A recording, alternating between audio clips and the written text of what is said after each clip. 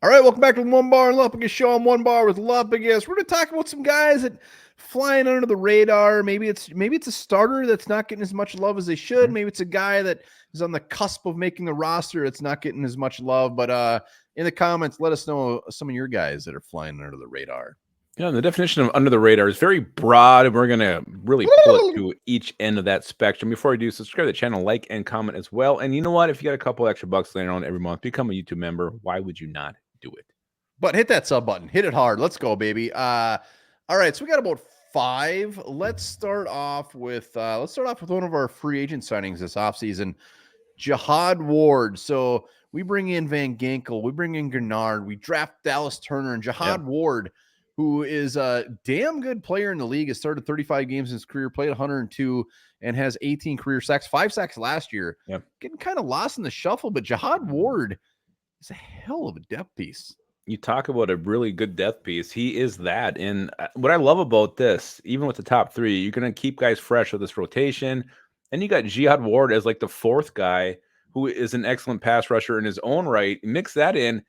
These guys should be fresh. And I mean, I'm not going to go nuts here, but I think Jihad Ward, he could have even more than 5 sacks next year. I don't know if there's room for 5 sacks based off of our big boys up top, but I think he'll get some playing time. And the thing with Ward is, I know you and I have gone back and forth on this quite a bit, but like Patrick Jones, I mean, I would rather have Ward out there than Jones. A guy like Ward, who's probably going to be here for like a year, gives a little bit more. Like maybe we keep an Andre Carter, maybe we keep who's the other undrafted free agent? Murphy. There's a lot of them. I mean, Murphy. I mean, there's only so many guys you can keep. But like, if it came down to like Jones or Ward, I'm keeping Ward 10 times out of 10.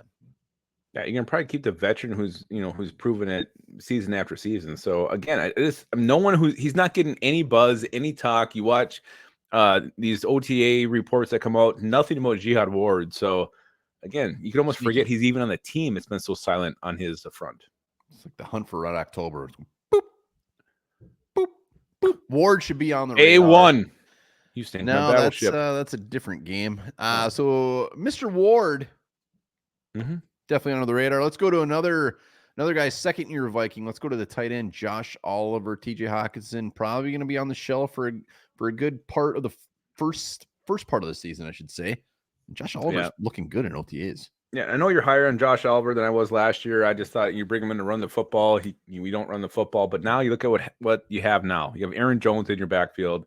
I think the Vikings are going to be much more committed to the run game. I think it's going to work. You actually have a back who can find the holes, can make things happen. I think you start seeing Josh Oliver's impact on the run game. And if he holds on to the football, with TJ Hawkinson out, there could be some more targets coming his way the first 6 weeks of the season. So I do think he'll have a bigger impact in 2024. Yeah, I mean, we all know he can block the shit out of anything. He's going to be a fantastic blocker, but I'm thinking more as a pass catcher, like you said. I mean, he had a career year last year with 22 receptions. And if you think we signed Oliver to get you 40 receptions and 10 touchdowns, you're in dreamland. But I do expect him to maybe what's your word you use? Usurp 22 receptions this year and be a big part of the offense. I mean, we got Bob Tunyon, Johnny Mutt, and Josh Oliver. I think Oliver could be catching some balls, being a big part of this. Oh, baby.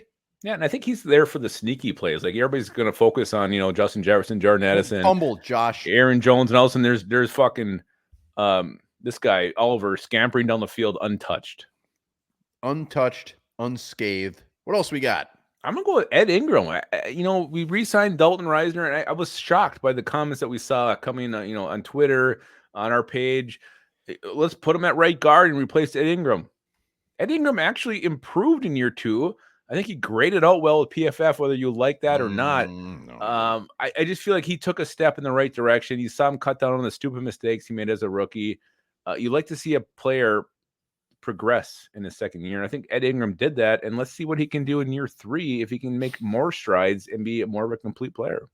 Yeah, I agree that he got better. It was pretty easy to get better based off of his rookie season. It was good to see improvement, though. He didn't just stay stagnant.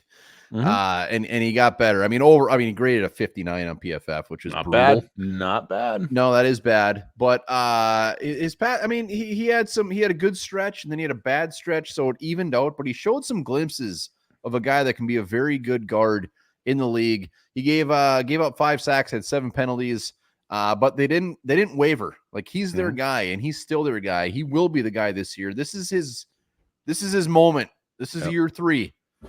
Got to show something, and he is flying under the radar. He should be good. Yeah, I was just shocked. Like, everybody's like, well, let's just start him over at Ingram. Yeah, a year ago I would have maybe agreed, but right now I'm like, let's see what he's got. See what he's got. Who else we got? We got one more. Oh, we got Thayer Thomas, the guy down in the corner, baby. Thayer Thomas, wide receiver, a guy who could potentially be wide receiver 4.